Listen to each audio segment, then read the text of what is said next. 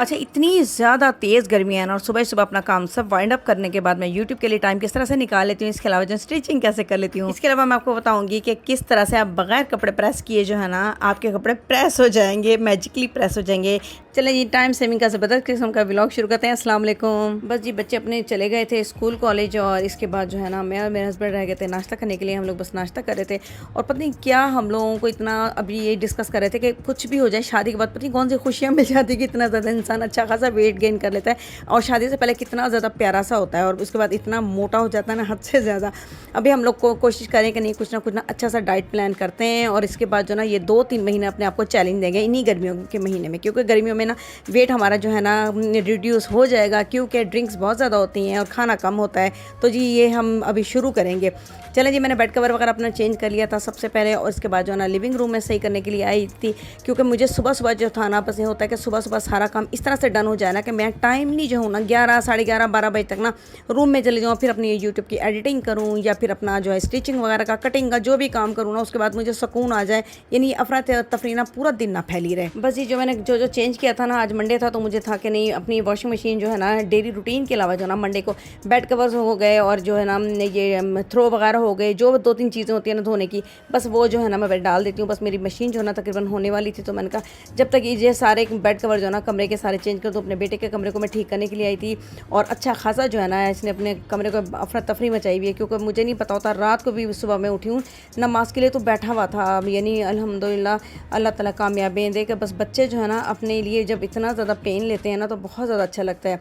अच्छा जी, अब ना ये परिंदों को, चिड़ियों को, इनको पानी ज़रूर रखा करें, इतनी सख्त गर्मियाँ ना कि इनका सर्वाइवल भी बहुत मुश्किल होता है। और बस ये एक छोटी सी नेकी है, लेकिन पता नहीं कितनी बड़ी हो कि हमें अल्लाह ताला के सामने पेश हो जाए और हम लोग बख्शे जाएँ।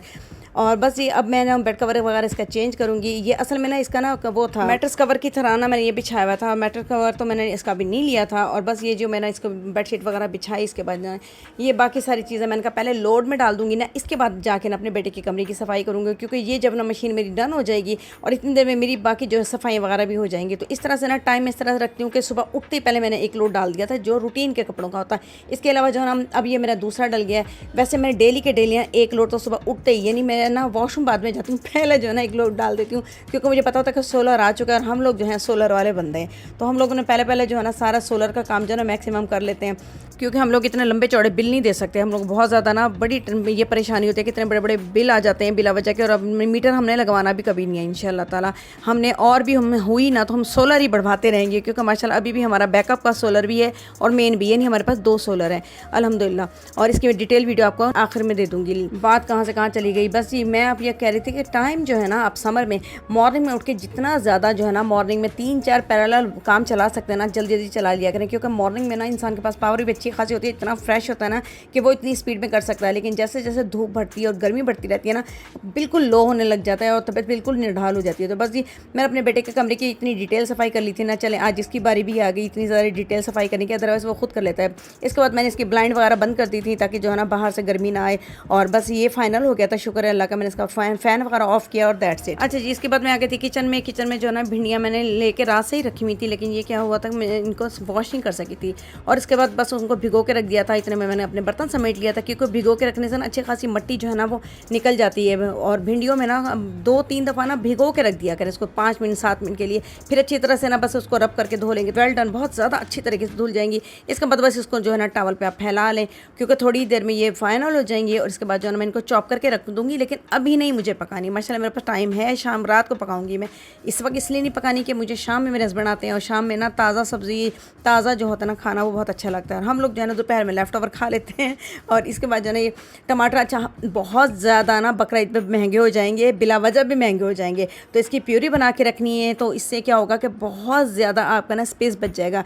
इसके अलावा इसको जिस तरह से भी सेव करना है, केचप बनाने आप इन्हीं दिनों बना लें, क्योंकि 50-40 रुपये ना आराम से टमाटर मिल रहे हैं, और इतने अच्छे टमाटर है ना, ये भी नहीं कि बिल्कुल ख़राब हों, या इतने फ्रेश और अच्छे टमाटर। ये थोड़े बहुत जो ख़राब हुए हैं ना, ये मैंने ही रखे हुए थे कितने दिनों से फ्रिज में, और मुझसे हो ही नहीं रहा था, क्योंकि किचन का माशाल्लाह से काम चल रहा था, और इसलिए ना बस इनको करते करते इग्नोर हो गए थे। और बस इनके मैं प्यूरी बनाऊंगी, और इनको जो ना क्यूब बना के रख दूंगी, और इनको भी मैंने ड्राई करने का थोड़ा सा रख दिया। इतने में मेरे कपड़े का पहला वाला लोड जो था ना वो सूख गया था, बस मैंने इनको लपेटने लग गई हूँ। और मैं आपको बताऊँ कि इतना ज़्यादा मज़े की मैं आपको टिप बताती हूँ कि फ़र्स्ट ऑफ़ ऑल जब आप लॉन के कपड़े धोया करें ना, वो इस अच्छी तरह से झाड़ के धोया, मतलब सॉरी सुखाया करें, ताकि उसको दोबारा प्रेस ना करना पड़े।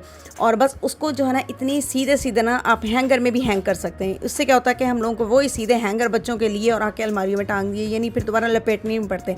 अच्छा, मैं यहाँ पे क्यों लपेट रही हूँ आप देख रहे होंगे, इसलिए लपेट रही हूँ कि आजकल बहुत ज़्यादा हमारे कपड़े फैले हुए थे, क्योंकि जो मैंने आपको पहले भी बताया कि किचन बन रहा था ना, तो इतना ज़्यादा हम लोगों ने मशीन वगैरह नहीं लगाई थी, क्योंकि मुझे था कि नहीं कोई ना गड़बड़ ना हो जाए, मेरी ऑटो मशीन ना ख़राब हो जाए, क्योंकि वो लोग पता नहीं क्या क्या मशीनें वगैरह चला रहे थे।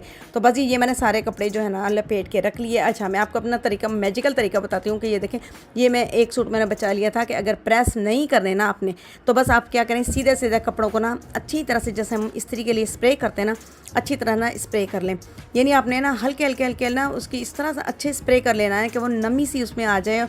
और अगर जो जगह छूट भी जाएगी ना, उसको जब आप गोल करके रैप करके ना अच्छी तरह से उसको पैक करके रखेंगे ना, तो वो हर तरफ से ना वैसी नरमी सी, वो नरम सा हो जाएगा, और उसमें ना बिल्कुल जो है ना क्या कहना चाहिए, नमी सी आ जाएगी। तो बस शर्ट को भी ऐसे भी कर लिया। और इन दोनों को करने के बाद आपने आखिर में करना क्या है कि ये ना अच्छी तरह से ना इनको भिगोने के बाद बहुत अच्छी तरीके से झाड़ लें, 3-4 दफ़ा अच्छी तरह से झाड़ लें। अभी तो ये मेरा एम्ब्रॉयडरी वाला सूट है ना, तो इतना साफ़ जो है ना नहीं प्रेस लगे नज़र आएगा, लेकिन जो बिल्कुल प्लेन होते हैं ना, उनके लिए तो इतना ये मैजिकल काम है ना कि बस आप ना अच्छी तरह से स्प्रे करें और इतनी ज़ोर ज़ोर से झाड़ लें। यानी पहले तो आपने अगर धोए हैं तो आप तार पे फैलाएं इस तरह से करके कि आपको ना दोबारा प्रेस ना करने पड़े। लेकिन अगर समटाइम इस तरह हो भी जाए ना, तो बस इसको इतनी ज़ोर ज़ोर से झाड़ें जैसे कपड़े धो के नहीं झाड़ते, बस 2-3 दफ़ा झाड़ें, और झाड़ने के बाद ना बस इसको ना सीधा करके ना अपने जिस एंगल में जिस तरह से आपने हैंग कर लेना, हैंग कर लें। या फिर अगर हैंग नहीं कर रहे, यानी अगर कमरे में एसी हो या कूलर वगैरह चल रहा है, तो फिर बहुत देर से सूखेंगे, तो बस फिर बाहर उसको हैंग कर दें। मैंने बस इनको अच्छी तरह से झाड़ा था, झाड़ने के बाद ना इनको मैंने बाहर हैंग कर दिया था। यहाँ मैं आपको इसलिए दिखा रही हूँ कि अच्छी खासे पूरे घर में ना एसी की ठंडक हुई भी है, तो इसलिए ना यहाँ पे करूँगी तो बहुत ज़्यादा हो जाएगा, और शाम को मुझे चेंज करने हैं। तो बस मैंने इनको ना अच्छी तरह से झाड़ा, और झाड़ने के बाद ना इसको अच्छी तरह से आपने झाड़ना है। झाड़ने के बाद ना बस इसको जी आप तार पे फैला दें, यकीन करें बिल्कुल रिंकल फ्री हो जाएंगे, और आराम से आप चेंज कर सकेंगे। और नहा के चेंज करें तो वैसे भी कितने सीधे हो जाते हैं। बस ये मेरी आखिरी टिप थी। होप दैट आपको मेरी वीडियो समर रूटीन अब पसंद आई होगी। अब मैं इजाज़त चाहती हूँ, अपना ख्याल रखिएगा, अल्लाह हाफिज़।